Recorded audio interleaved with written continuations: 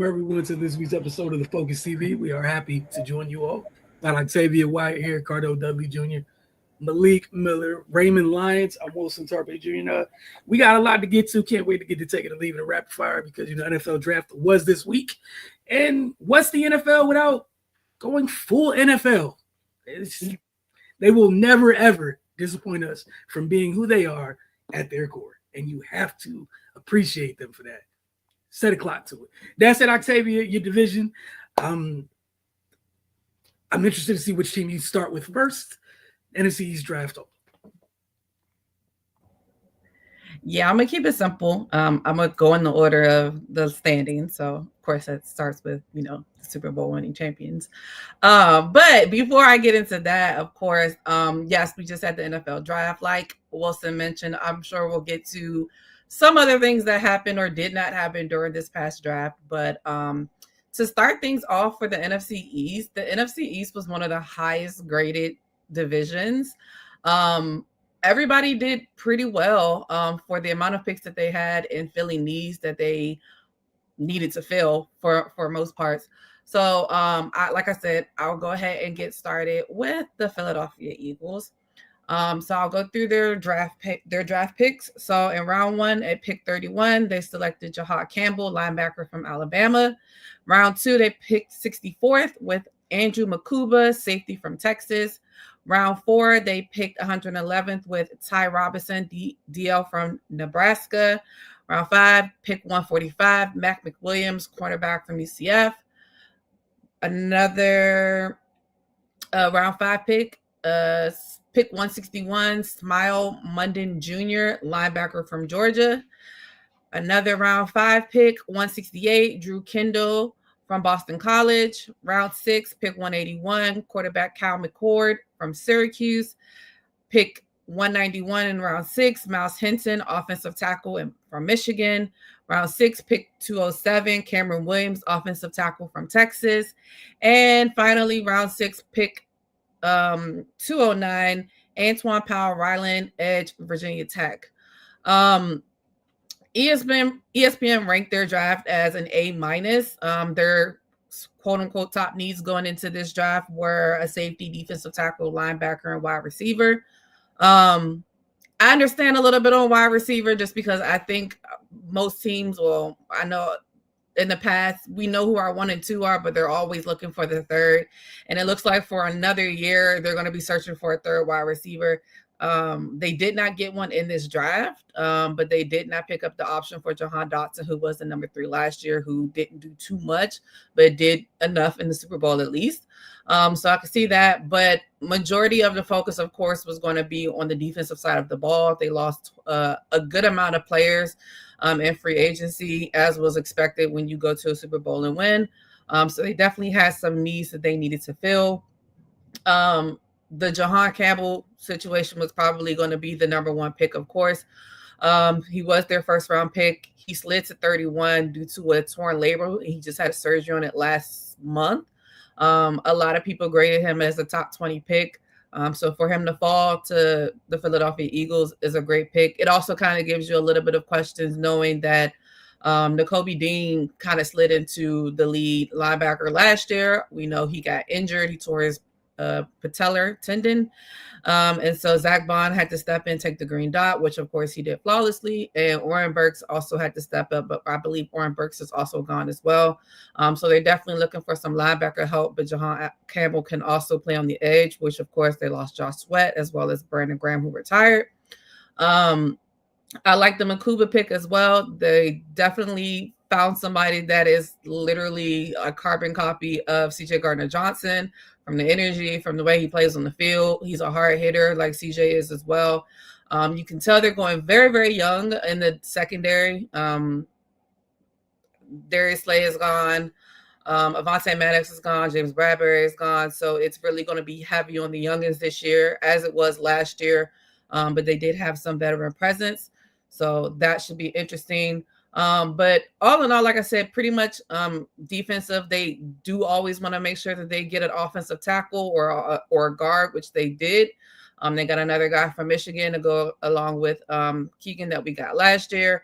So Jeff Stoutland has a lot to work with there. as well as Vic Fangio on the defensive side. So all in all, I think they had a pretty good draft. Next, we'll go to the Washington Commanders, who didn't have as many draft picks, but I think they made the most of their picks that they had. ESPN ranked their draft as a B+. Their top needs entering the draft were edge rusher, cornerback, and running back. In round 1, with the 29th pick, they picked Josh Conerly Jr., offensive tackle from Oregon. Round 2, they picked Trey Amos with the 61st pick, cornerback from Ole Miss. Round 4, pick 128, Jalen Lane, wide receiver from Virginia. Round 6, pick 205, Kyan Medrano, linebacker from UCLA. And round 7, pick 245, Ja'Cory Krosky, Merritt, running back from Arizona. So as far as their quote-unquote top needs entering the draft, I think they kind of hit on all cylinders. They got a little bit of each. I think, of course, we know the biggest thing that they needed to shore up was that offensive line. So you got to kind of give them kudos for not going out and trying to pick the flashy pick or anything like that. They know that they need to protect Jaden, especially while he's in his rookie contract. So getting a pick like Josh Conerly Jr., offensive tackle from Oregon, will help shore that up. We know that Laramie Tunsil has also come in. So they're definitely trying to fortify the trenches and make sure that they're able to protect Jaden Daniels. So maybe he doesn't have to run as much, only run when he needs to. Run when he wants to, not when he needs to. Again, wide receiver was kind of a sneaky pick for them. We know they have Terry McLaurin as well as Deebo Samuel. Deebo coming off of arguably a down year. But I think he only is signed for a year. Terry McLaurin is up for a new contract next year. So they definitely have to start looking forward to the future of where they're going to shore up. Zach Ertz, of course, he's a tight end, but he's getting up there in age. I do know he's coming back for another season. But they have to start looking for personnel, especially if they want to maximize Jaden's rookie contract, like I stated. The running back pick, I think, is also interesting, just because I do think that they need versatile running backs. I think Brian Robinson Jr. is a staple. I think Austin Eckler, I think that he underperformed than what I thought he would do last year. He had a lot of fumbles. Of course, he had a lot of injuries as well. But the 7th round pick, you don't really know what you're going to get out of him. And Ja'Cory Krosky Merritt. So it's going to be kind of a toss-up. I'm sure it's going to still be a good camp battle to see who makes the team. They still have, I believe, Chris Rodriguez as well there. So all in all, with their 1, 2, 3, 4, 5 picks that they were allotted this year, I think they had a pretty solid draft. Again, they did also get a cornerback, Trey Amos. We know their secondary needed some help.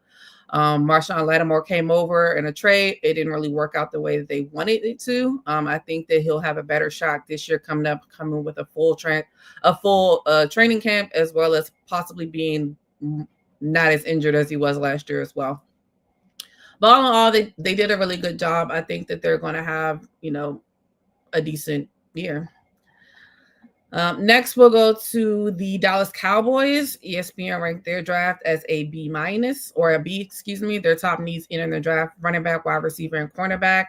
I would also argue to say that offensive line as well, which is where they definitely went with their first pick. So in round 1 for pick 12, they selected Tyler Booker from Alabama.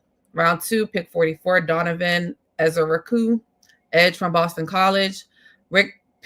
Round 3, pick 76, Siobhan Revel, cornerback from East Carolina. Round 5, pick 149, Jaden Blue, running back from Texas. Round 5, pick 152, Shamar James, linebacker from Florida. Round 6, pick 204, Ajani Cornelius from Oregon. Round 7, pick 217, Jay Toya, DL from UCLA. Round 7, pick 239, Phil Mafa, running back from Clemson. And rounding off in round 7, pick 247, Tommy Akingbestot from Maryland. So I don't think I think most of the draft recaps that I went through and I researched and I looked at, a lot of them were saying that they had a very solid draft, just not a flashy draft, which I think is pretty spot on for the Cowboys. I feel like every now and then, and it's probably been few few or far between where they have a really, really big signing. I think the Tyler Booker one, while some people will say that they overreached early in the draft with the 12th pick at him, obviously they know they need to get somebody to replace Zach Martin, and they do have a lot of Tylers over there. So they're going to have a lot of Tylers on their offensive line, but that's definitely something that they also need to shore up this offseason. So you can see that they went right into that. I was a little bit surprised that they didn't go a little bit more for some explosive offensive personnel. I feel like that's definitely been their Achilles heel. They did come out with a running back in Jaden Blue, who I would assume is going to be a good battle in training camp. We know that I believe their only running back was Javonte Williams that they got from Denver. So it's going to be very interesting to see where that ends up. And then the wide receiver, they did not draft. So that's still very interesting as well, knowing that CeeDee Lamb still doesn't have a second wide receiver to help relieve any of the pressure that he's going to face. But all in all, I think, they also added an edge rusher who's definitely going to help them. Their cornerback is going to help as well. We know Trayvon Diggs is coming off of an injury. So I think all in all, they solidified needs. It's just all going to depend on how they pan out in training camp and going forward. But I think that they had a solid draft as well. That's why most of the research that I did, they pretty much were all aligned with an A or a B, depending on who you looked at and how they judged their draft. But all in all, I think they had a pretty good draft as well. Last but not least, I would venture to say that a lot of people think that the New York Giants had the best draft within the NFC East. ESPN ranked their draft as an A-. Their top needs entering the draft, of course, was a quarterback, a guard, defensive tackle, and a wide receiver. In round one, pretty much everybody knew what this was going to be. They picked Abdul Carter with the 3rd pick, edge from Penn State. Round two, they traded back into the first round. I'm sorry, their 2nd pick, they traded back into the 1st round. And at pick 25, they drafted Jackson Dart, quarterback from Ole Miss. Round 3, pick 65, Darius Alexander, DL from Toledo. Round 4, pick 105, Cameron Scatabo, running back from Arizona State.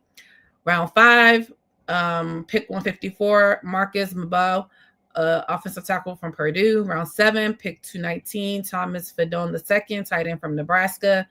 And rounded off pick 7, round 7, pick 246, Corey Blackman, quarterback from Oklahoma State. I think Giants fans are excited. I know, like I said, we'll probably get to later on, there was a different quarterback that a lot of people thought that they would end up taking over Jackson Dart. Jackson Dart, I think, obviously, I believe they probably drafted him to sit behind. Of course, they have Russell Wilson, and they also have Jameis Winston that will be there, and Russell will likely be the day one starter. But it feels like that Daboll and Sean think that Jackson Dart can be their quarterback for the future, a quarterback that will help potentially save their jobs. That will, of course, remain to be seen. Abdul Carter, of course, if anybody else could have got up there to get him, I'm sure they would have. He's an animal. He's going to be really, really good. Their defense is going to look really good next year. Now, I will say, I feel like we thought that last year as well with the acquisition of Brian Burns as well. They have Dexter Lawrence, Kayvon Thibodeau. They've gone really heavy on the defensive side recently, and it has worked out for them. Unfortunately, their defense can't score points all the time, so I think it was overshadowed by that. I'm very interested in the Cameron Scatabo, running back from Arizona State. We all saw how he played in college as well as in the college playoffs. He's a hell of a running back. I'm very interested to see how he fits into an NFL scheme and see if he can translate how he played in the college game to the NFL game, because it's going to be a lot faster. But he's a bruiser. He can run people over. So very interested to see how that works. They didn't get a wide receiver. So that's still, I think, a need, as well as they did get one offensive lineman. We know their offensive line is always going to be a question mark until it's not. So I think that will remain to be seen how that shakes out for them. But I feel like if you're a New York Giants fan, you're pretty happy with the draft, unless you were a fan of a certain quarterback that I'm sure we'll talk about later. But all in all, I mean, I think the NFC East had a great draft. Like I said, pretty much across the boards, with A's or B's. I don't know how much I like it because, again, I feel like the NFC East is getting to, like, they starting to be comparable. They're starting to do things correctly, and teams are doing good things. And I mean, it makes the division look good, but it's definitely going to make for a very interesting year next year, depending on how all these new players shake out, who makes the team, who doesn't make the team, who maximizes their opportunities when they have them. So next up is training camps, spring workouts, rookie reports, and things of that such. So I think that's when we'll really get down to the nitty gritty and figure out how these players are going to impact their teams coming up. That's such hate to just be upset that your divisions get. I don't like it. Like, I feel like they're getting like y'all remember when we used to be called the NFC least? Like, I feel like what happened to that? Like, now all of a sudden, like, A's and B's, everybody doing good. It seems like everybody, I feel like in this draft, everybody really honed in on needs, you know, like, and it looks like a lot of people are trying to go for what they need, not what everybody else thinks they need, not a flashy pick, not just who's, you know, who everybody thinks they should draft. They're honing on what they really need. A lot of people are starting to realize it's about the trenches. So you see a lot of DOs, a lot of offensive linemen, and they're trying, and you got to have somebody that can rush the quarterback. You got to have a good quarterback, and you got to have a good offensive and defensive line. And it seems like that all of the teams in the division are taking heed to that more and more. Like I said, the Philadelphia Eagles, they drafted one offensive player. Like, I mean, granted, don't get me wrong, their offense is pretty solidified, but they went hard on the defensive side, just like the Commanders went hard on their offensive line. You know, they're trying to make sure that they have solidified pieces in those big name spots that you have to have, and then build upon that. So, I mean, we'll see if it works, because I feel like for the most part, the last couple of years, most of the teams have been trying to do that. They just haven't been hitting on their picks. For some of them, especially the Giants, they haven't hit on a lot of their offensive line picks in the past. You know, some of their wide receiver picks that they've had in the past, outside of Malik Neighbors, of course, hasn't always hit. So you just really got to see if it hits. But it seems like they're all still honed in on their definite needs as opposed to trying to be flashy. So we'll see. That was a nice cover up, but that's still go ahead. Hey, at least your team don't go to the dude who occupied the White House for football advice. I'm sure we'll get to that too, because my team went to the White House. No, we won't. We leave Okay, that cool. That's y'all problem. Y'all go ahead. Well, I will like to say that everybody did not go, so I appreciate that. You know, that the ones that are salute, my man. The ones that are, you know, my dad told me, he was like, "Why was Saquon up there cheesing and riding on?" I said, "Well, you got to remember his wife's not like us, so he got a little. Ain't got nothing to do with it, player. He got a different ass man, dog." Hey, Cardo said, "No, we won't be talking about that tonight." All right, so we're gonna move. We're gonna switch gears over to the WNBA because it is officially that time of year. We talked last week about the draft.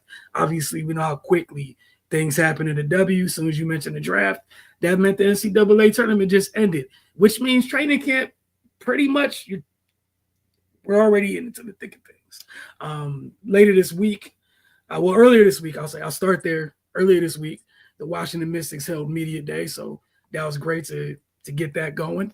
But look, man, their first preseason game is Saturday, just that quick. It's on the road against the Indiana Fever. But media day, as always, for every team around the league, is good vibes and whatnot. It's a new regime, though. We've been through some of that on the men's side with the Wizards because new regime. We got to see that last year. Would technically be last year. With Bilal being the first pick of the new regime and all of that. This year on the Mystic side, which we talked about, was a new regime. They had 3 first-rounders, which was simpler to the Wizards on this side where they had 3 first-rounders. Only that it was the second year of the regime. That said, Coach Sidney Johnson, all the players talked about the pace in which they plan to play while also talking about not doing so recklessly, which shall be interesting to watch. They talked about the shot clock. The 8 seconds or less, not literally being here, but wanting to talk about how much time that first 8 to 12 seconds on the clock really is. If you can get something quick, that's ideal. If you can't, want to get into more of a free flowing read and react type offense to make things happen. But mostly for how fast they want to play, it's going to start with the defensive end. You got to get stops. Getting stops allows you to get out and run. Slim, Brittany Sykes, she's talking about on media day. This is the first time since like college she hasn't sprinted to the corner so much, running up court, which we know last year we saw her on the ball quite a bit. This year expect her to be off the ball. She'll still be times when she's on the ball, just not as much as last year. A lot of returning players had positive things to say about the rookie class, most of which that they're hungry, and that they're poised, that they're sponges. They're in there asking questions and not shy, which is great. The other thing is, from a leadership standpoint, they will be leaning very heavily on Brittany Sykes and Stephanie Dolson, with the team being that young. Again, some of the returning players, those are folks that are entering year 3 at the most, year 2. Then you got 3 rookies in. Well, technically 5 rookies as of now. We'll see what happens as they continue to go down the roster. Several members of the Mystics took part in Unrivaled this offseason, which is great. Everybody had different experiences.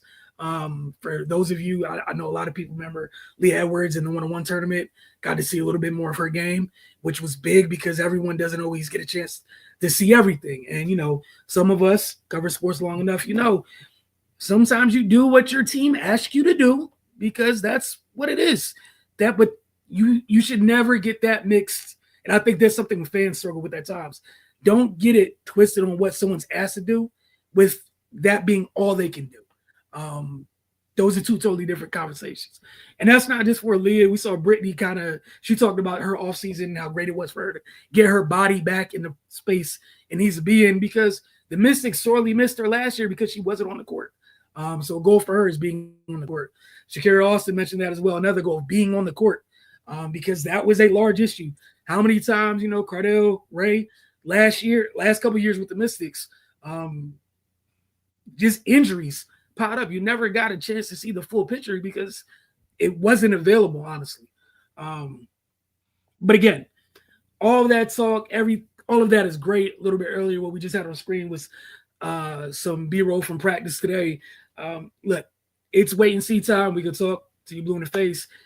They're on the court for real, come Saturday. And we get a chance to see what things look like. I know one of the things Coach Johnson talked about was for anyone not to take any, don't make any galaxy-brained takes from the lineups. They're going to throw people out there, going to mix and match stuff. They're going to play. So we're looking forward to that. I know we'll have Mystics Outlook on Saturday. But to get the full availability with Coach Johnson today, just head over to the channel and check that out.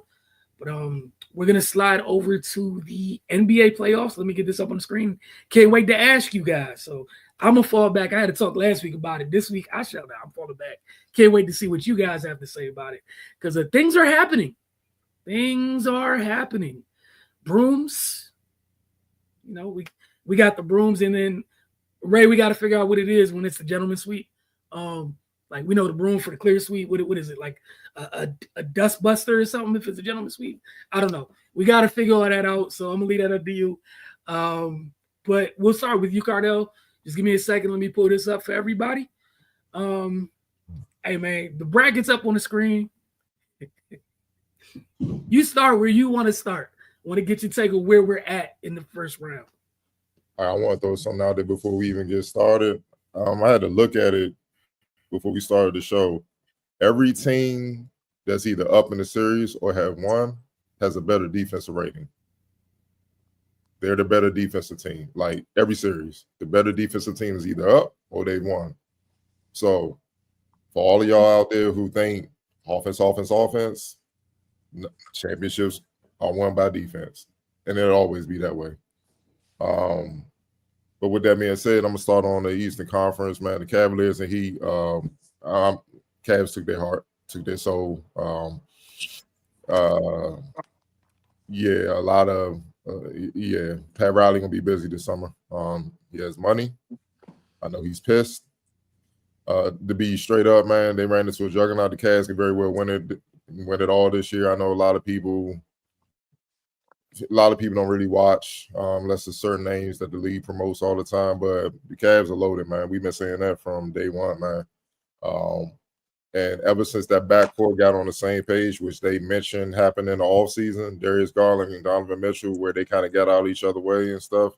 It wasn't just you shoot, I shoot, you, and they sacrifice and focus on making everybody around them better and just playing off one another, and also the development of Evan Mobley to another level, the defensive player of the year.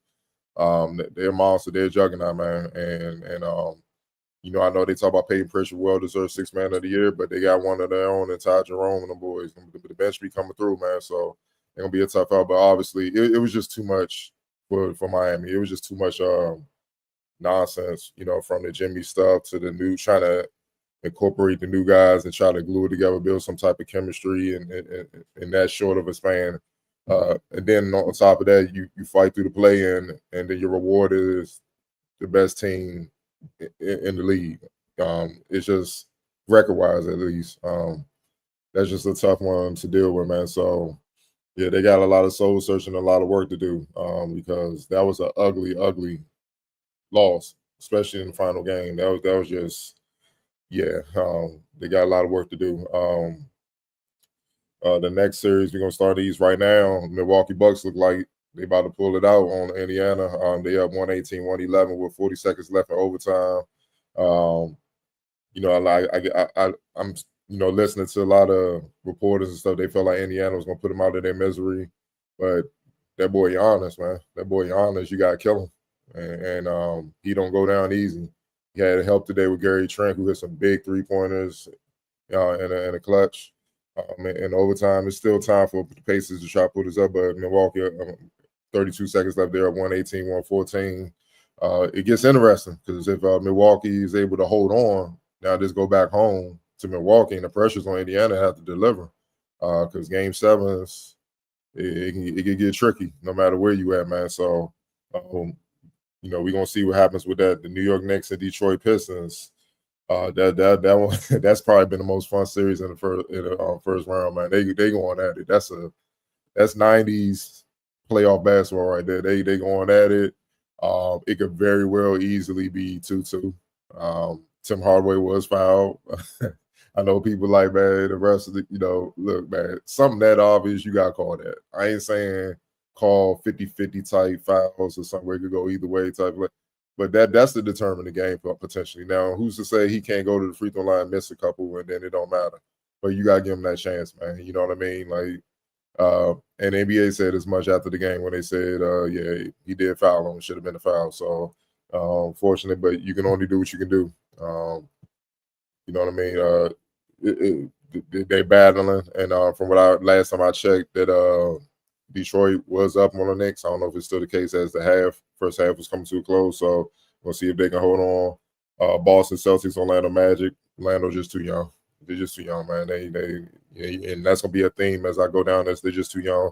Defend the champs on the mission, even though they're banged up. They know how to win, and that's something in itself. They're experienced and know how to win, and that's something Orlando has to learn through trial and error. And that's only something you can get through trial and error. People forget Boston was in that same boat prior to the winning, and they was taking tough, heartbreaking playoff losses, even in the finals to the Warriors, and then they figured it out, man. So it comes with the territory. You got to learn, and right now that's the learning curve for Orlando Magic with a lot of things. Moving on to the Western Conference, the Denver Nuggets and Clippers. That's also been great. Tied 2-2. Clippers should be kicking themselves because they should be up 3-1. Just box out. What you looking at the ball for? Just box out. Like, that's all you gotta do, man. Worst case scenario, jump and foul them up. But that's what happens when you fall asleep, man. And it costs them. It costs them, man. We're gonna see if it costs them a series, but that saved it, man, because the way Kawhi's playing and stuff like that, Zubac, he's not matching Jokic, but he's making Jokic have to play, with his impact. And then the others stepping in for, periodically for both teams. It's been what it is. It's been pretty much even, man. So while the Clippers in a sense has outplayed them, like on both ends slightly, they've given it back with the turnovers, man. They just keep giving the Nuggets life throughout the games with the turnovers, and they're making a pay. And you can't give Jokic any extra possessions, man. Like you got to keep it's hard enough to keep the ball out of his hands as is. Now you just gifting him more possessions. It's gonna be tough to beat him, and it don't take much for him to get going, or Jamal Murray, one of them guys to get going. Now you're in a dogfight, or you potentially lose. So we're gonna see what happens with that. The Los Angeles Lakers and Minnesota Timberwolves. Man. Minnesota's the deeper team. You know, it just is what it is. Too many mental breakdowns down the stretch. It's a lot on LeBron and Luka. Don't get it twisted. They could have easily won the game the other night, and they did this be 2-2 going back to LA. And that's the reason why I'm not getting on JJ too much, because I think that's what he was trying to do. I think he was like, we need this win. With a combination of him not trusting his bench, because them guys get in, certain guys get in, Minnesota just go to work. And I think he frustrated, like him being in so many playoff battles. I think he understands what momentum is, and they had a chance to seize that. But I mean, I get people saying you could have stole a couple minutes for Jackson Hayes or Vanderbilt or whatnot, but they were getting tore up, man, when they got in the game. Let's just call it what it is, man. And yeah, guys fatigue, make mistakes. LeBron, that was a horrible pass. Him and Luka missing layups and stuff. It is what it is. But the bottom line is they can't stop nobody when it's on, specifically Anthony Edwards. And going into the series, even when we kind of gave our preview for the playoffs, one thing I said was that a lot of teams don't have the personnel to do, and that's why the Lakers in the regular season was looking, oh man, they can win the championship, but that hasn't worked against Minnesota. You gotta make LeBron and Luka guard. You gotta make them guard. And LeBron didn't have any legs. That's why he didn't score in the fourth quarter. Wow, just the update. Indiana pulled it out. 119-118. Wow. Wow, that's a heartbreaker right there, man. They battle, man. But wow, yeah. Again, defense. Look like Tyrese Halliburton got the bucket, man. Wow. But anyway, back to the Minnesota and Lakers. That's been the difference in the game. I mean, the series, man. It's just they can't stop Anthony Edwards. The others haven't really made enough of an impact offensively on either end of the floor to have them on the floor. And then by the time you get to the second half, LeBron 40, man. You know, it is what it is. Even in his prime, when he had to play both ends, when somebody was a matchup for him, a la KD or Kawhi, somebody like that, he get worn down. And it's tough. And then Luka, he gonna get tired because they've been attacking him all series. Because yes, if he look, he's a wizard on offense, but defensively, my God, Lord, I'm still trying to figure out, is it he don't care or he's just really that bad? You know, like, it's bad. It's very bad, man. And it puts a lot of pressure on the others that have to cover up for him and try to win that game, man. But look, the Wolves, just take them out. Take them out of LA. Don't give them no life, man, because, you know, if they get life and come back to Minnesota, that's going to be tough because now all the pressure's on you to win, and then you don't want to go back to LA for the Game 7. You just don't want to do that. So, you know, take them out. But I like what Minnesota has been doing, man. They've shown growth, especially Anthony Edwards. He's key. Because one thing the Lakers have done, they've tried to nitpick his decision making. They really try to make him be ultra aggressive with traps and try to force him to be anxious to take tough shots, and those tough shots would play right into their hands, and it would deflate the offense, keep the offense stagnant, make guys become anxious to get their shots, especially if they were open, and then that disrupts the offense for any team, and then that plays right into Luka's and LeBron's hands, man. Two all-world guys, they can make every read on the floor, man. So, man, with that being said, man, obviously the Wolves got the series in their hands. We're going to see if they can close it out, man. Again, don't give these guys any life. Take them out. Next up, Houston Rockets, Golden State Warriors. Rockets, same as the Magic, too young. They playing regular season basketball, bad shot selection. Outside Alvin Sengun, who if people aren't convinced now, he's their franchise player. No disrespect to Jalen Green, he's the guy. Make no like, and this is what I was saying about the Rock. Like I think they needed a trade for a veteran guard that can calm them down and make them play smarter, because that's all the Warriors are doing. Even when the Rockets are up, they're overwhelming them and stuff like that. Warriors just stick to the game plan, and that's where experience and knowledge and having been there before. Even Jimmy being in the finals a couple times. Obviously, you know what Steph, Dre, and Looney and those guys have done. They've been there, done that, man. So you're not gonna get them rattled. You got to knock them out too. You got to kill them as well. So, yeah, the Rockets are just too young, man. And even Seguin said that after last game. He's just like, look, man, we learning. Like we got to learn some things. And you could just tell by that response, he understands. Playoff basketball is a totally different game, a totally different season. And give credit to what Jimmy did late. Draymond stepping up, getting the defensive stop, and obviously Steph is Steph. That's why he's top 2 3-point guards of all time, greatest shooter of all time, man. That boy he's Steph. It is what it is, man. And when you got the best player on the court every game, that's tough to overcome, especially if your team is playing well together and playing smart. So that's what you have with that. And obviously, what Oklahoma City did, Memphis Grizzlies, credit to the Grizzlies. They did the opposite of what the Heat did when Ja went down. They fought, and they showed hard, and they kept it going. But Oklahoma City could very well win it as well. They right there. Even with Ja, I get what he said. He had them figured out. I mean, sound good, but the numbers and the results say otherwise, man. But some things it ain't even worth saying, man. Especially when you got swept, man. And then the first game you got beat by 100. It ain't even no point in saying that. All that should be said is I got to get in the gym, get healthy, get better, and you got to come back to the drawing board. But a lot of these teams, they got some serious decisions to make in the offseason, specifically the Grizzlies and the Heat.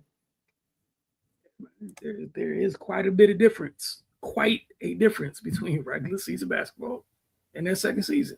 Malik, your take on the playoffs as the first round continues to go on. Absolutely. Just like you said, this Thunder Grizzlies series, the Grizzlies, I seen a post earlier that said that Anthony Edwards has surpassed the face when it came to the race between him and Ja Morant, because before Ja Morant was having all these problems, he was playing high quality basketball. Him, Jared Jackson were playing high quality basketball, but even SGA has surpassed him. That the Grizzlies just aren't a focused team, and they're young, so they got to get back to it. I really just think some teams are in the tier.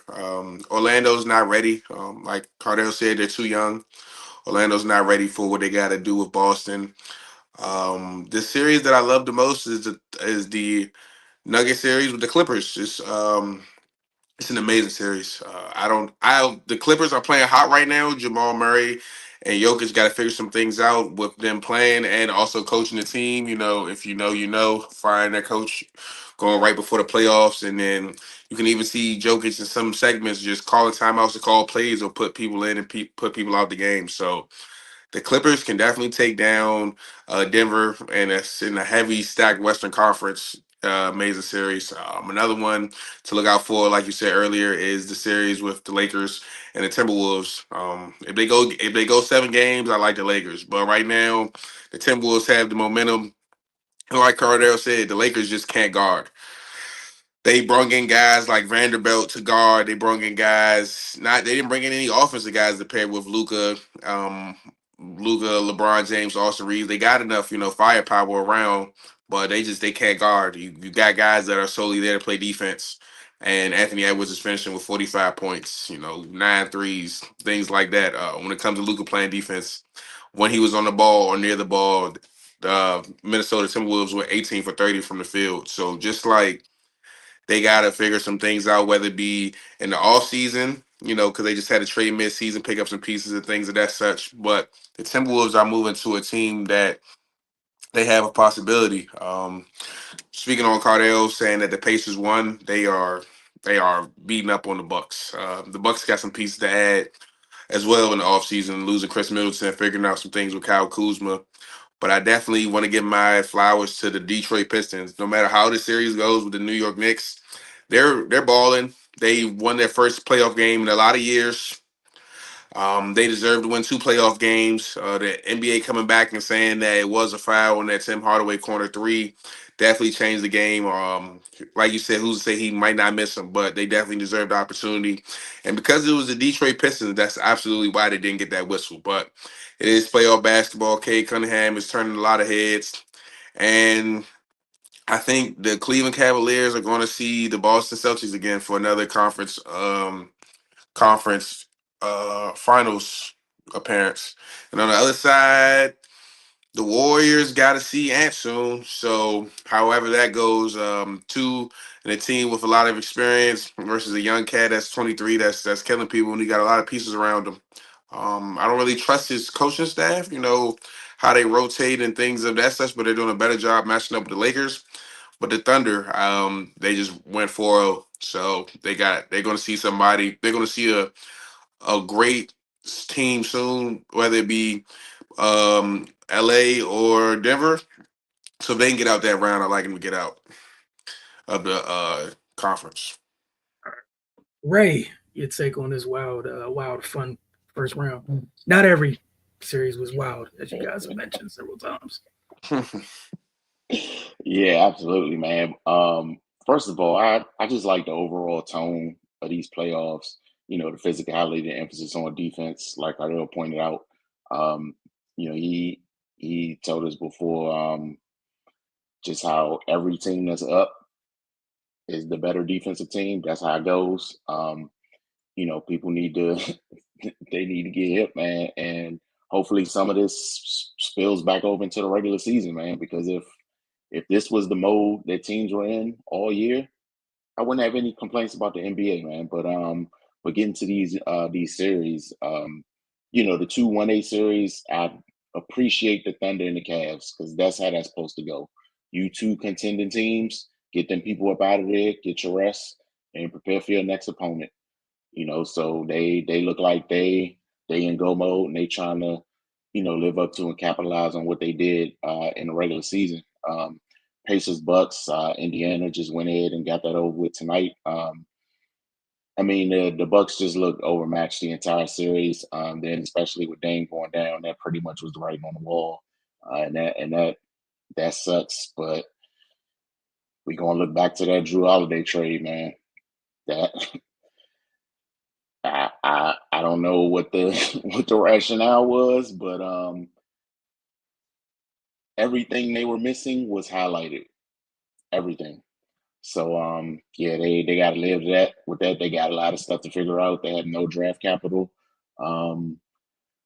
They're just in a bad spot. So yeah, man, I'm sure the Heat's going to turn up, or whether Giannis is going to be there or not.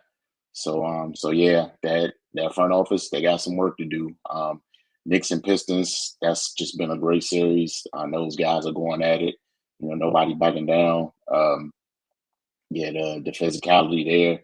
That's that type of series separates the men from the boys because you got to still be able to play, make good decisions, make plays while you're getting beat the hell up. So, you know, Knicks up 3-1. Yeah, controversial call in the last game, and it sucks for Detroit. But you know, now I'm anxious to see how they respond. Last time I checked, they was up 1. I'm pretty sure they've gotten back to play at this point. But yeah, man, it's going to be interesting to see how that goes. I wouldn't be surprised if that series goes a distance. Celtics and Magic, like Harold pointed out, Orlando just too young right now, but they're making it tough for Boston, you know. And yeah, if they just had a little bit more experience, this, you know, that could be a question mark. But you know, Boston's been there, done that, and they're on a repeat. So yeah, I expect them to win the series pretty handily. But you know, the Magic, they're rumbling with them. And they're making it tough, which is pretty much all you can ask for a team in their position. Nuggets Clippers, man, yeah, that's a series of inches. You know, we saw how the last game ended. That could easily be 3-1 Clippers. And I know that's a tough one to swallow, man, especially if it comes back to bite them in the end. But I'm just glad people are being reminded of who Kawhi Leonard is when he's healthy. Man, he been hooping. Man. And I'm happy to see it, man, because he's been through some tough stretches these last couple of years. Trying to get his body right and trying to be on the floor for his team. So it's good to see him looking good physically at this stage of the season. Lakers, Timberwolves. Timberwolves got size, depth. They can defend, and they got a superstar. And they taking it to the Lakers. With it, and it's no excuses, man. A team with 2 all-world guys on it. They should be able to make it interesting. But the Timberwolves, they've just been making the plays, and they're up 3-1 with a chance to put them out their misery. Like you guys have pointed out, it'll be in their best interest to go ahead and get this thing over with, because as the series continues, the pressure is just going to mount, and we don't know how they're going to respond. And he's great for sure, but he's young. We don't know if he'll be able to maintain his composure as if these games continue. So yeah, man, just go ahead and get it over with. Rockets Warriors, again, that's just experience versus inexperience. The Warriors, man, if any team in the league knows how to play championship basketball, it's them. Adding Jimmy Butler, that just gave them another guy that knows what to do at this time of the season. So yeah, man, the Rockets, they're young, they're talented, but they got to figure it out mentally. And the Warriors, they're just overwhelming them right now. Octavia, thoughts on the playoffs? Yeah, I think go ahead and get the sweeps out the way. The Thunder was just too much for the Grizzlies. Although, like you guys also pointed out, I do think that they battled as hard as they could, especially when you see your star go down the way John Morant went down. Because I'll be honest, when that happened, I was like, go ahead, wrap this series up. It's about to be over with. But they did put in some fight. They tried their best, but they were just overmatched. And what's crazy is the Thunder did a lot of their damage, and Shea didn't even really get off like that in this series. So they're going to go to the next series after sweeping them, and he's going to be kind of rested. Like, he didn't have to do too much. A lot of his counterparts, picked up a lot of slack for him. Hartenstein's playing well. Chet's playing well. Their defense is doing well. Alex Caruso is being an irritant all around the court. So they definitely are going to be able to sit back and get ready for the next series, because we know the next series, whoever they play, is going to be tough. The Cavs and the Heat, it was just hard to watch. It was so hard to watch. Like you guys stated, I do think they were definitely overmatched, of course. But, then coming off of 2 playing games, being the first ever 10 seed to make it into the playoff, it's cool, but they just didn't have enough. It was so, we know the whole Jimmy saga that happened, and then, Jaime Jaquez falling out of the rotation, Tyler Hero having to take on more of a leadership role, and Bam trying to do everything that he can, but everybody knows he's the focal point.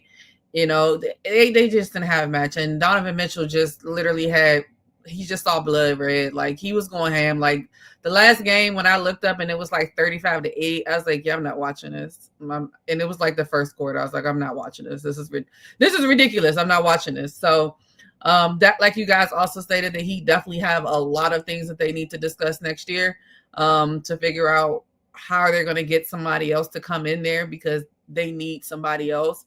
I don't think Tyler Hero is the guy. He can be a part of the rotation and be an asset, but they need somebody to come in and help with Bam. The Pacers and the Bucks, I was just watching it, and it literally was just crazy. Like, the way that they tricked away this last game was just ridiculous. Like you said, they were up like 117, 111 with like less than 40 seconds left in the game.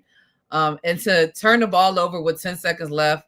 And then, literally, Tyrese Halliburton just dribbled down the court and played against a previous defensive player of the year in Giannis, and literally just left him in the dust and laid it up. So it was just kind of a combination of their year, unfortunately for them. The Dame situation definitely sucks, especially because it happened even later in the year. So his status for next year is also going to be up in the air, where 9 times out of 10, you're not going to see him. So it's going to be tough to figure out what they're going to do. Gary Trent had 33 and y'all still lost. That's kind of wild. They just got a lot going back to the drawing board, and a lot of people don't really pay that much attention to the Pacers. The Pacers had a good playoff run last year. They ran into the Celtics also, but they also did have injuries in that series as well. So as long as they can stay healthy, Miles Turner's playing well, Tyrese Halliburton's playing well, they're going to be a formidable whoever they play. So they're going to be playing the Cavs. That's going to be an interesting series. I'm looking forward to that. Knicks and the Pistons, like you guys said, it's a bloodbath. You know, it's literally given 90s. And I love that the series that are good to watch, like I need the NBA to kind of know how to rotate these games on what nights, because like I don't know what night it was. They were playing like all the blowout games on the same night. I was like, bro, y'all could have saved this. Like, give me one and then the other. Like, both of them can't be blowouts. But that their series is tough. Like you guys also mentioned, yeah, the Knicks are up 3-1. But it could easily be tied. It could easily be the opposite way. Kate Cunningham is the adult in the room. As much as there is a lot of chippiness going on in this game, just to see him hold his teammates accountable, trying to keep them out of issues, knowing how important it is for them to be able to all be on the court, for them to play against, you know, the clutch player of the year and Jalen Brunson, who continuously is just showing out. You know, like we talk about the Dallas trade of Luka to the Lakers, but they also let Jalen Brunson walk out the door. And I heard a crazy stat today where they said, I think in this playoffs, he's played in 248 minutes in the fourth quarter.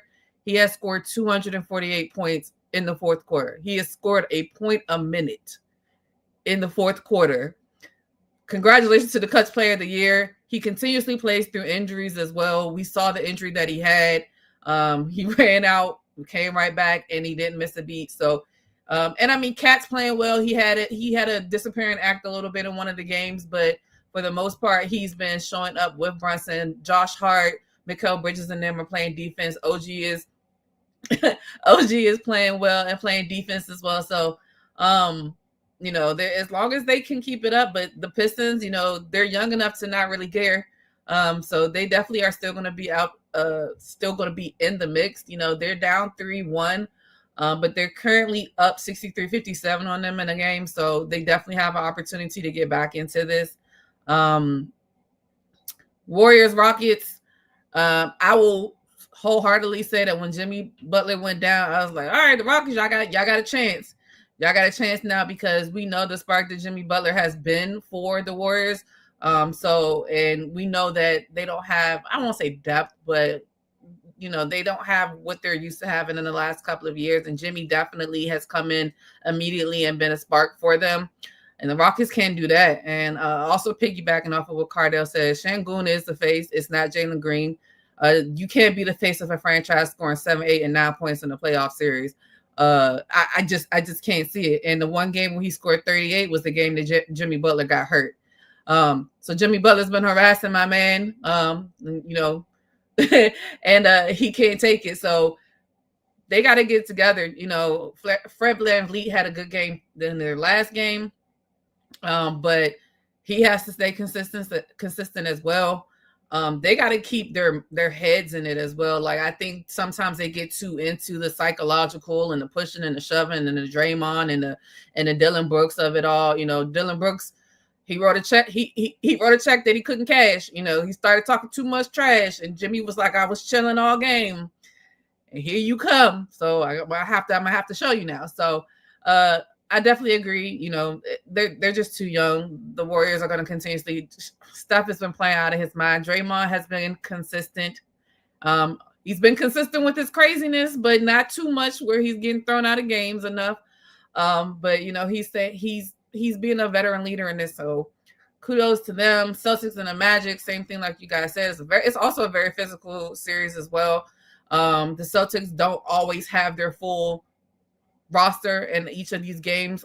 Jason Tatum has missed a game. Jaylen Brown has been questionable just about every last game with his knee injury and a bone bruise.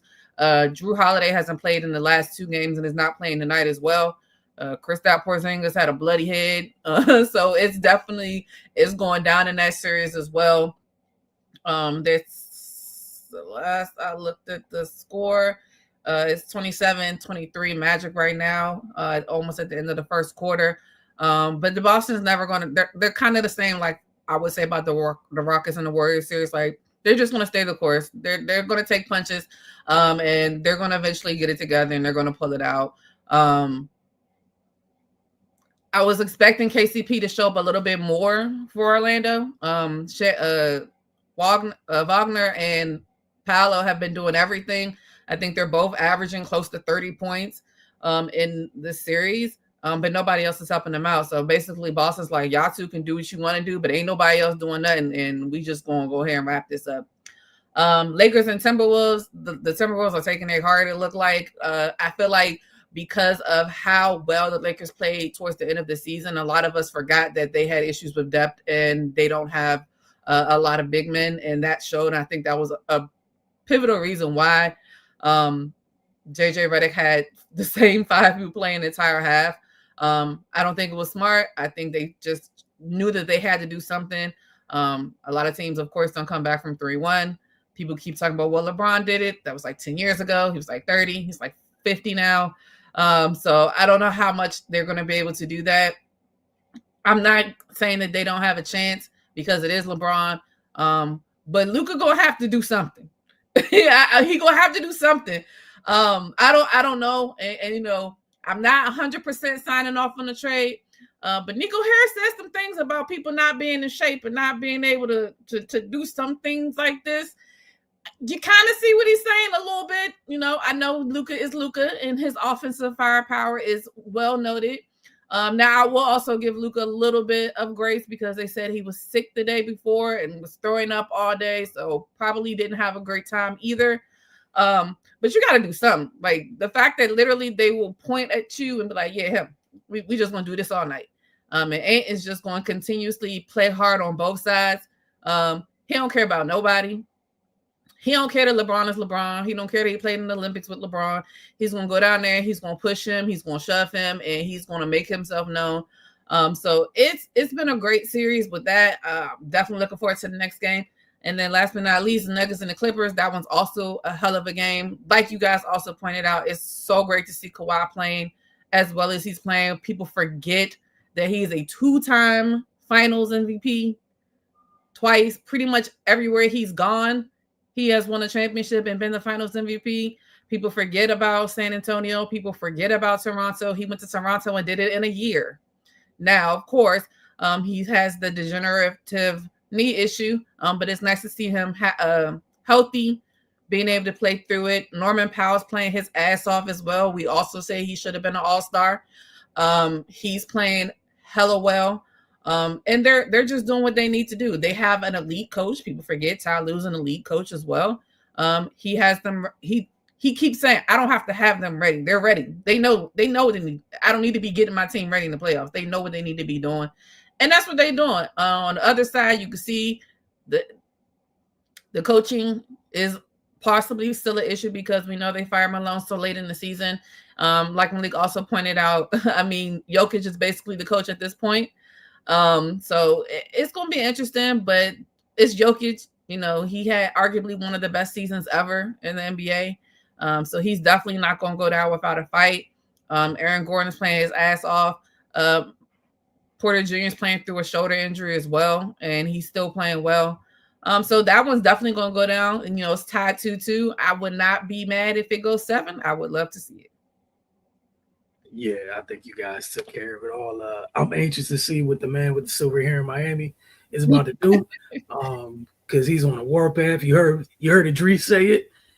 It can't be Bam after what just happened. It's Idris. So I can't wait to see what Pat's about to do. You got several teams with pretty good players and no draft capital. I'm interested to see who ends up in South Beach. Because y'all are in horrible situations and can't do anything because of other things you did. Multiple trades. Milwaukee. Management, like the decisions made personnel-wise in Milwaukee and Phoenix, about to cost them crazy this offseason possibly. Because they were like, it's almost going to be like unforgivable things like acts that were committed. because it's leading you to a place that you should have never had to be at.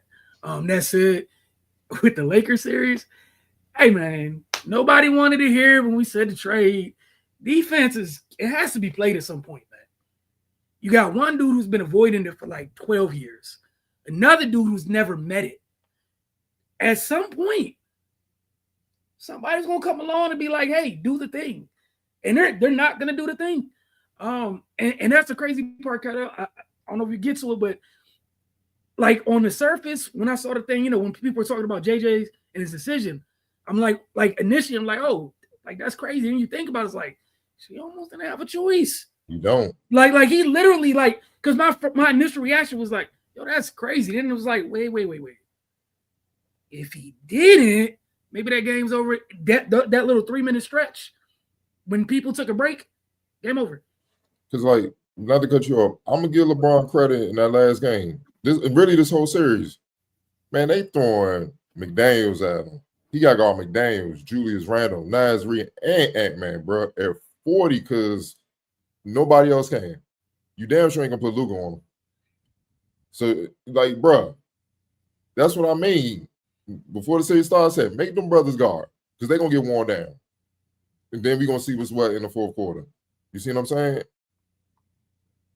Like, he don't get any breaks. When they get breaks, where they can rest on defense, that's when they bust your ass. You can't beat them. But Minnesota's that team. It's like, I know they wish they would have played like, honestly, like Golden State, somebody like that where we ain't got to deal with, they can rest because they don't really have a threat. Like LeBron could guard Draymond. He ain't even got to worry about defense like that. Rotation help. Now he got all this energy to close the game. You ain't got that luxury with the Timberwolves. That's what I'm saying. And they're seeking it, and the Wolves are being, and that's what I mean by Ant-Man. Is being great. It's great that he's being patient and seeking out the matchups instead of just taking tough shots, because that's what got them beat against Dallas. On top of not being able to stop Luka and Kyrie. They was taking tough shots, man. When you take tough shots in playoffs, as Houston's learning, as the Magic are learning, that regular season shit don't work in the playoffs, man. That's basically like a turnover. Now they all to the races, and you can't give Luka and LeBron more possessions similar to Jokic. They're going to carve you up. They can make every read on the floor offensively, and they can hit shots. So it's like you limit the possession, don't turn the ball over, but make them work. And as the game go along, it's to your advantage as long as the refs stay out of the way, man. I'm worried about Game 5, but we're gonna get to that. Go ahead, Wilson. But nah, like that's a huge part of it, especially.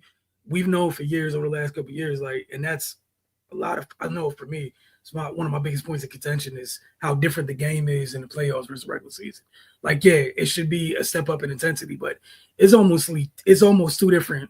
Yeah. Like it's too far of a gap between the two for my liking. It shouldn't be like shoot around, playoff intensity. Like those steps in the middle, could we close the gap just a little bit, which Ray's been saying for a while now. But yeah, Orlando just, man, youth is horrible to have in the postseason. It's before they learn.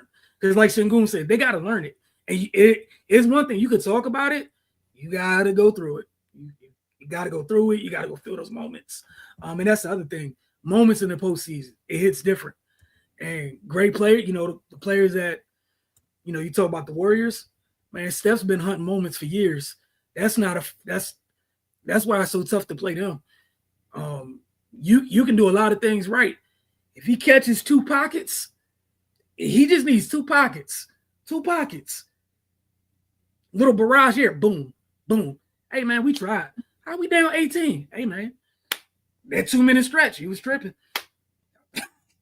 We're laughing about it, but don't, like, great players hunt like those little pockets in playoff games. That's, to your point again, I just want to keep driving it home.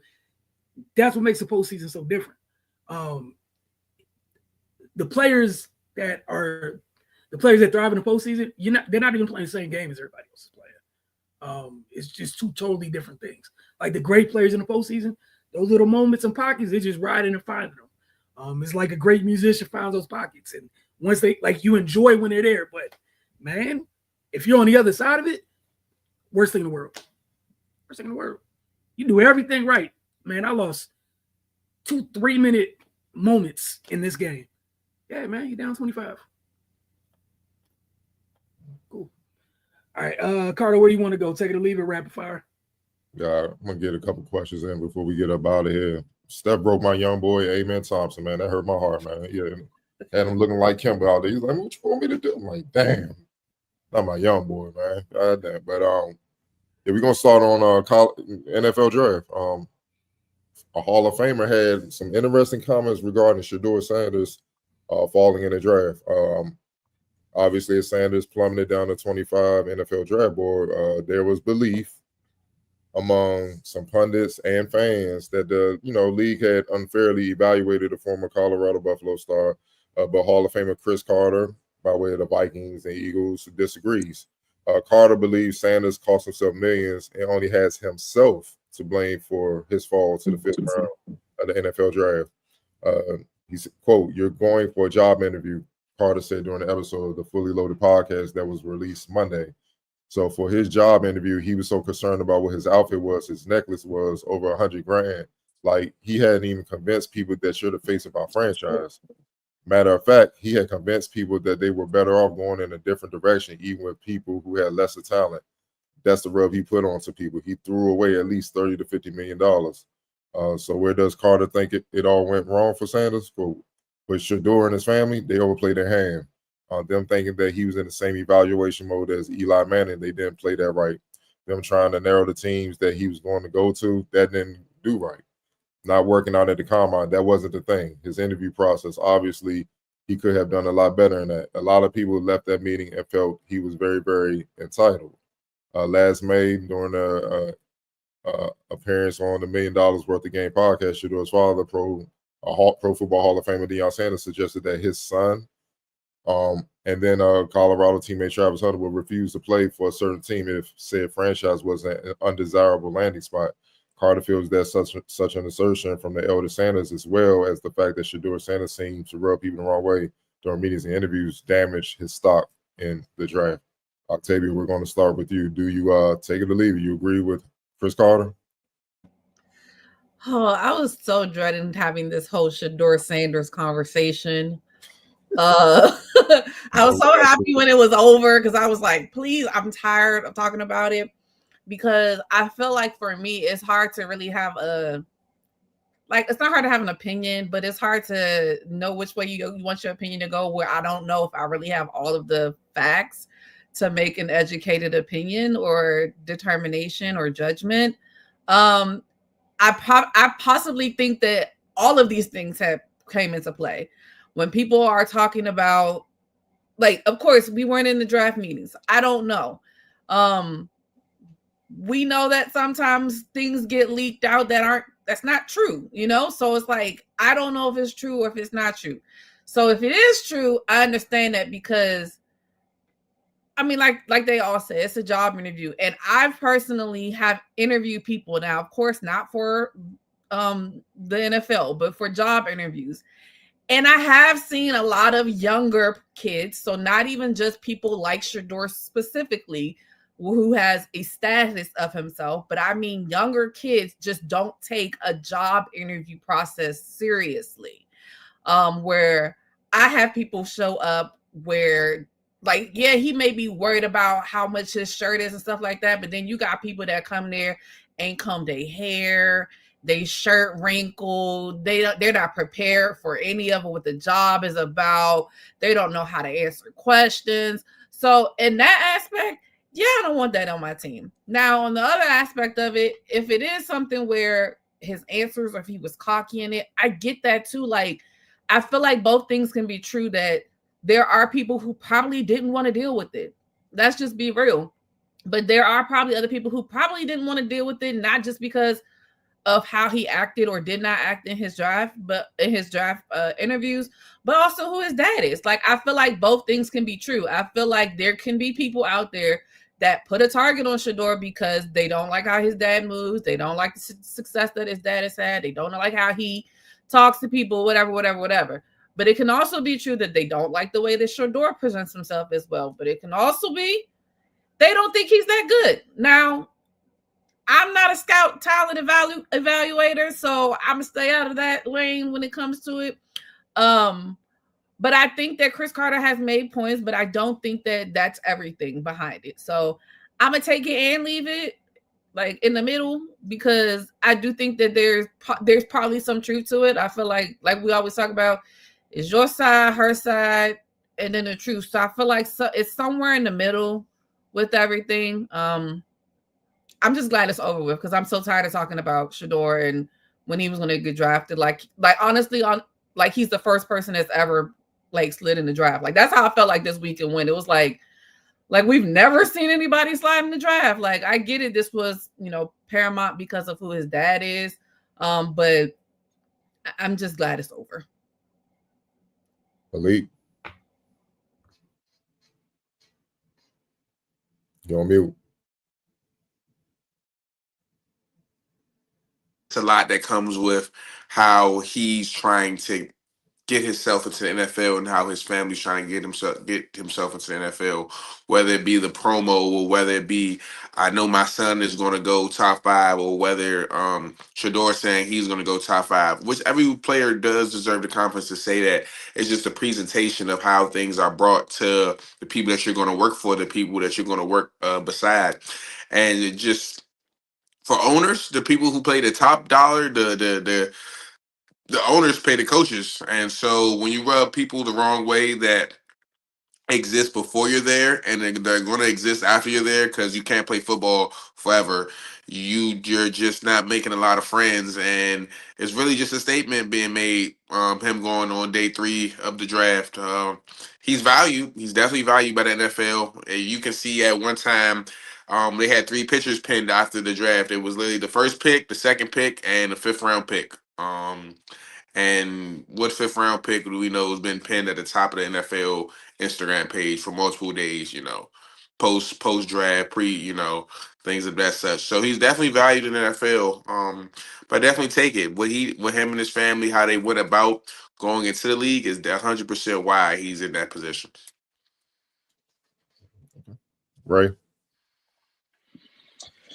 Yeah, I'm gonna take it. And I'm gonna try to be brief, because I definitely got a lot of thoughts on this, but here's where I land.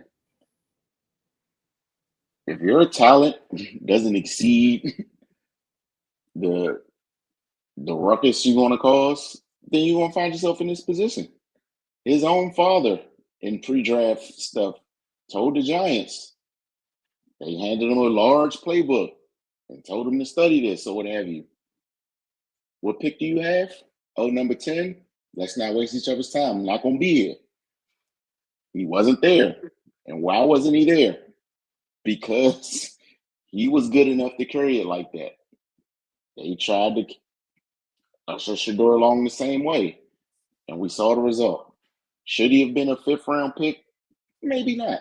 But you can't carry yourself in a way that your talent or your perceived talent can't back up. And I'm not saying Shedeur is not an extremely good football player, but if you're gonna be that way, you have to be a Deion Sanders level football player. Those guys are the only guys that can get away with stuff like that.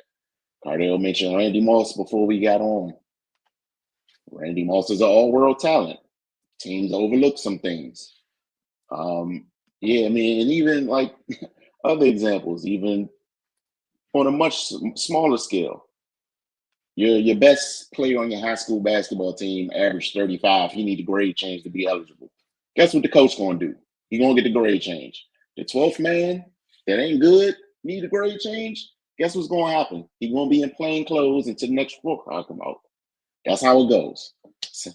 So I mean, yeah, could it have been some extra stuff going on that's racially motivated? Sure, it's the NFL. Racism is baked into it. But if you don't want to play them games, then you got to go about things a certain way. This could have been avoided. You're not in a position to skip the combine. You're not in a position not to go to Senior Bowl and do all those things where you have the opportunity to prove your worth. So that's where I'm at with it. And hopefully, because he's going to have a chance, because that QB room in Cleveland is a mess. He's going to have a chance. So, the only thing to do now is to get to work and improve. You are what you said you are. Wilson. Yeah, I think multiple. I'm gonna take it first of all. I think multiple things are true. NFL's NFL. We know what it is. Not changing. Never has. Never will. Had an opportunity. People squandered it. It is what it is. Not gonna keep barking up that tree. Deion, like that's where my whole focus is. Deion. You think the NFL owners, after watching all the stuff they just happened last year with the NBA, with who and his kid, right? We got that. 1, 2. We got the NIL and how crazy it is. Some of these youngsters, the money they getting and the way that they're moving. 2, right? 3, you got your son. And then you have the way you move. We already seen how certain things you try to do in college football, how people react to it or whatever. I think the way Deion handled a lot of this was the worst thing in the world. You should remove yourself as far away from this process as possible. I saw that afterwards, like, you got Shiloh got the UDFA thing or whatever, a dread free agent contract with the Bucks or whatever. That's great. Bro, you should have had them with Rosenhaus to begin with, sat down quietly, been the world's quietest father, and just kept it moving. Because all this was about sitting your butt down to let you know where you stand. You came out here trying to run stuff like the Mannings. No. Unfairly, just know that whole, like, one of those things, both of those things aren't equal. Also, one of the main reasons that worked was there and what are we doing here? We know what the league is. What are we doing? Also, Big Bro was already in the league tearing things up already. Like, they didn't come in together. Big Bro's in the league already. Like, ready to be lined up to be one of the faces of the league. They had a little bit of pull right there. And the saddest part for me is not only how all this affected Shedeur. Like, yeah, his tape is his tape. I don't think he's a 5th round pick. I'm cool with them not going in the 1st round, whatever. 5th is too late for me personally. That said, I think about what it did to the rest of the Colorado kids. Horn and Webster shouldn't have got drafted that late. But all this is who's the face of Colorado football. Like, this was a message right here, right there, because this should have been something where if you backed up, bro, if you just sat back, been celebrating your first class, putting your first class of players into the NFL. Like I said, Travis is the alien. That's different. None of this crap applies to Travis. Travis is two top 5 picks. Proven raise point. If you got the talent, they're gonna overlook all that. No, Travis was Teflon in this. He was not 1, but 2 players capable of going top 5 in that draft. Everybody else, as talented as they were, like Webster's a good wide receiver, bro. You had good wide receivers at Colorado. Like, it was a good wide receiver room. You had a good quarterback. Now, I'm not gonna talk about the run game, your OC and all that other crap, but Horn shouldn't have got drafted that late. Like, there was like it was a cascading effect on so many people because their target was you, dude. As soon as you came out there with it, their target, you were the only Sanders you were the main person in their targets, in their crosshairs, and everything else, casualties we could live with. But we know after this, have y'all heard anything about Colorado football like as loud as you usually have? Like we see, like Malik's mentioned, we seen, and that's the dumbest part about it. Why the hell is a 5th round pick pinned to the? Bro, after he got selected, you would have thought he was the 2nd pick by the Browns. Like after basing Ram, I'm like, where's the Browns just started firing off? Like, it turned into a Shedeur Sanders account. But again, to their point, which means, bro, this was for you, Pops. This was all for you. NFL doesn't care. However they feel. If they're gonna make money off of something, they're not gonna not do it. Okay. So they did what they had to do. Even today, I got a report about, I think May 9th is when the Browns rookie thing starts. Shedeur's in town, one of the Browns beat writers. I saw that notification 3 times on my phone today, minding my business. Shedeur's in town working out at Browns a gym associated with the Browns. Like, bro, they're gonna get what they need to get out of this, but none of this had to happen if you just left this alone. I feel like you should have known that, but again, Hey, man, we're here.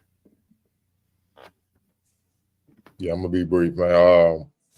Message was sent, like Wilson said, to the specifically to Dion, and this should be a lesson for a lot of people. That social media traction, it don't matter to billionaire white owners, man. They don't live off that. They don't care about that. And front office personnel, especially with the NIL, the wave of kids that are coming up. Best believe front office personnel across sports are going to be, their sense is going to be heightened with who they're dealing with and bringing into the franchise because the entitlement issues. I think people forget, I'm talking about everyday people, that the college coaches are friends with these front office personnel. They came up together, they just went different paths. You don't think they're talking behind the scenes about what they're going through? So naturally, we know some of that is going to come our way. So we get ready now. And we get a sniff of that, we're going to check it right then and there because we ain't got time for that. Because if we let an entitlement come in and disrupt everything, I'm going to be out of a job. We all going to be out of a job. See what I'm saying? And that's what it's saying. Look, Deion's son even said it, Shiloh. He's like, I had to go get me an agent because dad messed me up. Like he said that, John, he was joking, but you know, it's truth in the joke. It is. They say they was at him. They was at him because Deion was doing a little bit too much talking along with people that's cool with him. Sometimes you just gotta fall back. I hear people saying, somebody sent me a message talking about this is a war on black families and black athletes. I'm like, my man, the first 3 picks were black. What are you talking about? Like, we gotta stop jumping on BS. And this is exactly making their point is the reason why we gonna check this right now. Y'all making this point, making those people's point, the personnel. Y'all making their point. Like, they want people that's gonna come in hungry, ready to work. And not saying Shedeur doesn't work, but that's all they want. All that hype, you can have that when you earn it. Right now, you haven't even earned it. Let's be for real. Another thing that nobody mentioned right now. What up? Look, they had their jerseys retired, didn't win a bowl game. Come on now. Like, when you're being evaluated, all of that, the totality, everything involved in you is being evaluated. It's not even enough for the tape. I'm looking how you interact with the student body. Everything. Come on, man. Where do they do that at? You see what I'm saying? So they looking at that like, nah, we gonna check this real quick. And it's been checked. Like Wilson said, the report, which I'm glad he said. Oh, he already working. That's his best bet. Put his head down and just work. Don't say nothing. Let your play do the talking. Because that's how it goes in the pro sports. Don't nobody care about all that other stuff. I wouldn't even bring no jewelry, none of that, bro. I'm here to work. I'm here to work. That's all he needs to do, man. So, yeah, man. Like, that it's a crazy situation, man. But this is a lesson. Let this be a lesson to future prospects, not just in the NFL, NBA, major. No, they not playing. Come with that BS, you're gonna find yourself in the same position, man. And if you don't have other world talent, you're gonna be in a tight spot, man. And think about it. And also, Deion need to also realize that moving forward, some of these guys he thought were cool and move mountains for him and all that. They was playing with you, bro. That, like, it's clear they was playing with you, bro. Or they ain't got the pull. They act like they do. So, and even to have Chris Carter state this, other football players state this. Mark Spears on ESPN, he said this. He said the same thing, bro. If you were really that nice, it wouldn't have mattered. You'd have went. You would have went first round because they'd like, you too nice for us to just let go. And that's just what it is, man. So we're gonna see what happens, man. It's a tough uphill battle, man. He got a lot of work to do. I think he has a work ethic from what I've seen and stuff like that. But he's gonna have to put that on steroids, man. Because now it's not just that; it's a spotlight on him. You know what I mean? So just don't think I'm sure people want to humble them more, so they can stop the bleeding by just going to work and proving that we're worthy and y'all were wrong. And he can easily do that, but he just got work. Last one, we're going to get up out of here. The Lakers lost a crucial game 4 battle against the Timberwolves. We spoke about early, 116, 113, fall down 3-1 in the playoff series. Head coach J.J. Redick was at the center of conversation surrounding the defeat after his bold decision to play the same 5 players for the entirety of the second half. LeBron, Luka, Dorian Finney-Smith, Austin Reeves, and Rui Hachimura didn't sit for even a second from the start of the third quarter on. It was a move never seen in the modern NBA, with Redick becoming the first coach to play the same lineup for an entire half and the play-by-play era. And earned Reddick plenty of criticism, even from Magic Johnson, as many openly wonder if the Lakers were too tired to close out a must-win game in the final minutes of the fourth quarter.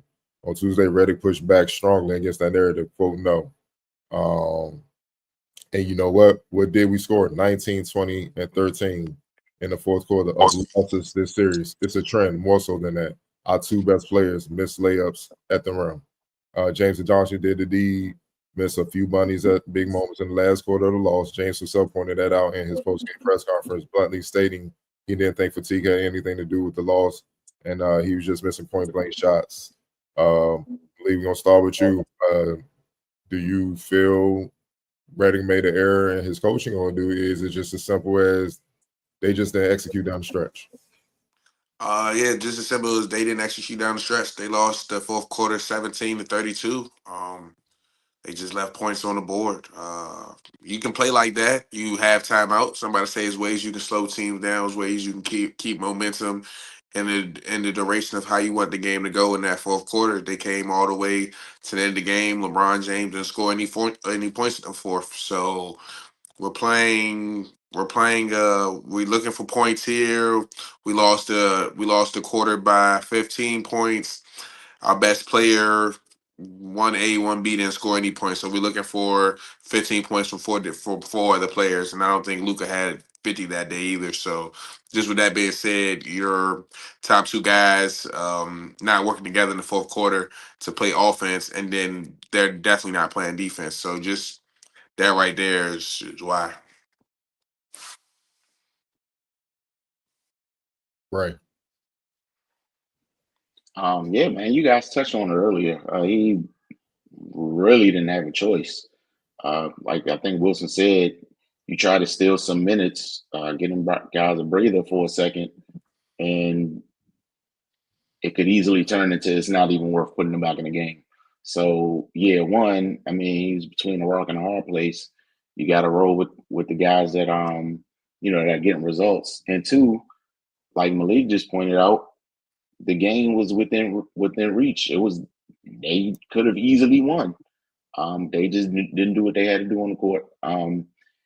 We got to get away from blaming what happens in the field of play on everybody but the people that are playing. I think they got a little bit to do with it. So whether it was a good decision from JJ or not,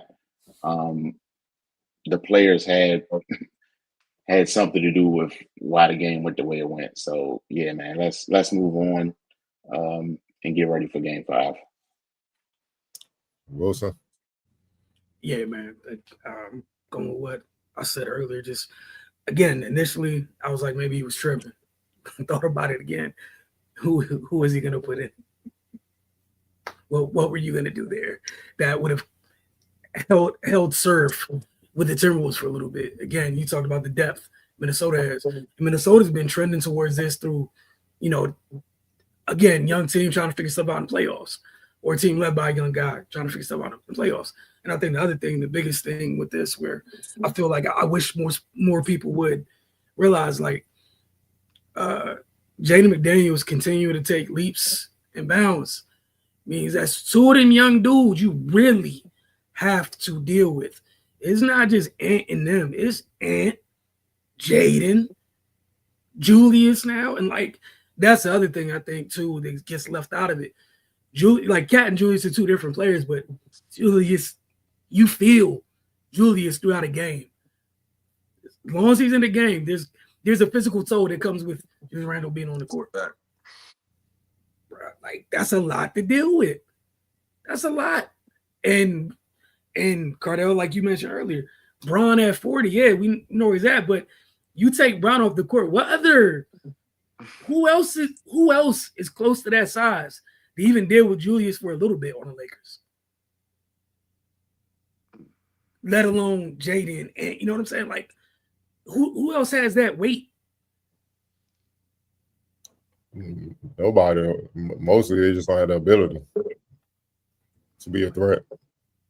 So again, even if you sit them down, like, yeah, you can get put out of a little 8-1 run right here. Boom. Right. And like you said, and Malik alluded to too, the game wasn't within reach. Yeah, you shouldn't want to do that.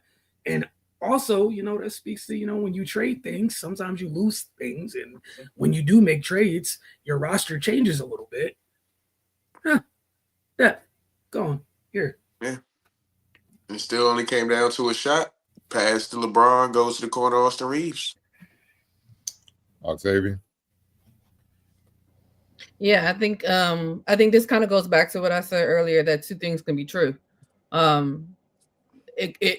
understand why they're out there, but yeah, it can still be true that they probably didn't have legs at the end, which is why they probably did miss some bunnies at the rim. But also, like you guys said, who's to say that if he didn't leave them in and took them out and put somebody else in, that the game wouldn't have been even more out of hand. So I think mostly the reason this is a story is because they played the entire second, third, and fourth quarter, so the entire second half. I think had they got a minute or two on the bench, this wouldn't even be a story.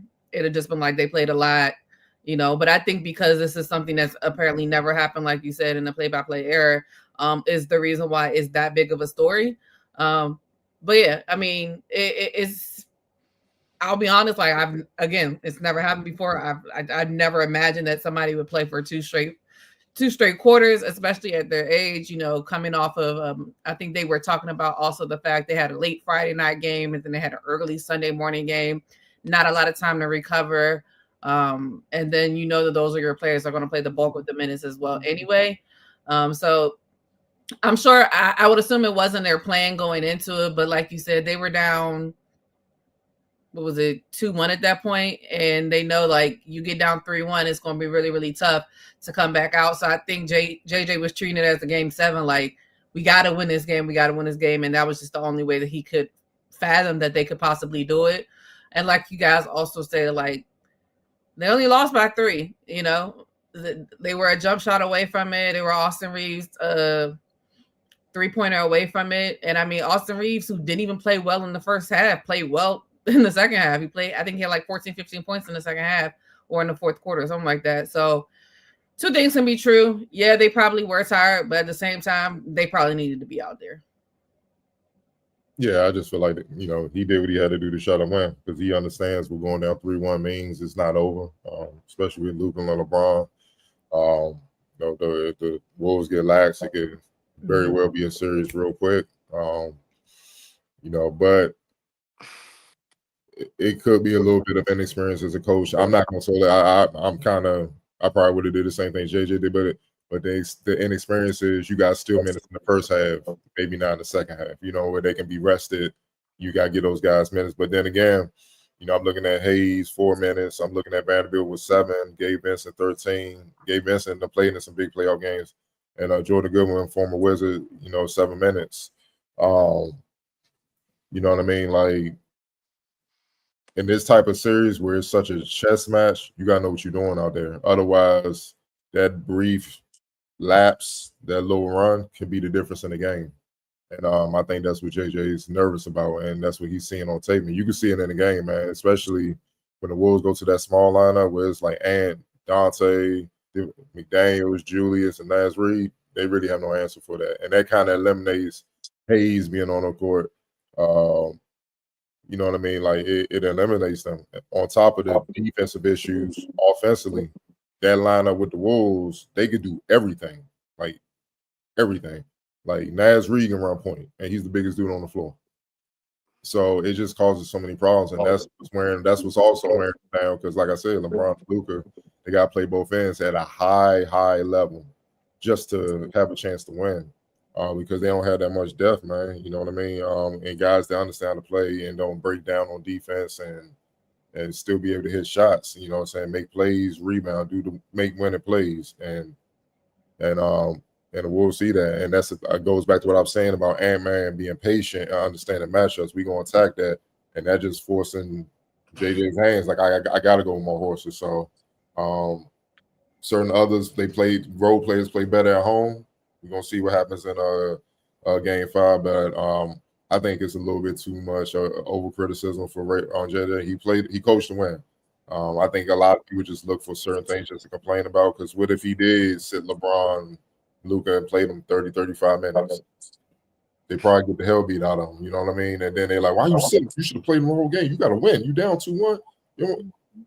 Damn if you do, damn if you don't." So that's what comes with being a coach. Sometimes you can't have rabbit ears, man. Sometimes you just be like, man, F what the world's saying. I made a decision. We live with it. Keep it moving.